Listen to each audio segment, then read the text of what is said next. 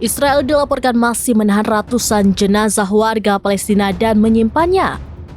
Sejauh ini, lebih dari 10.000 warga Palestina ditahan Israel. Demikian disampaikan Lembaga Tahanan dan Kampanye Nasional untuk memulihkan jenazah para martir pada Selasa 17 Agustus 2024.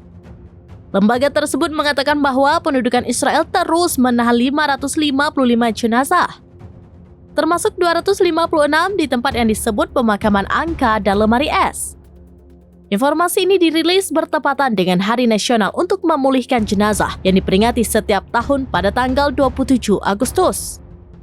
Adapun jenazah yang ditahan meliputi 9 wanita, 32 tahanan, 55 anak di bawah usia 18 tahun, 5 individu dari wilayah 1948 dan 6 pengungsi Palestina dari Lebanon. Diketahui pendudukan telah meningkatkan penahanan jenazah sejak dimulai agresi Israel pada 7 Oktober. Pernyataan itu menambahkan bahwa ratusan orang juga masih ditahan di Gaza. Namun tidak diketahui terkait jumlah sebenarnya orang yang tewas dari Gaza hingga saat ini.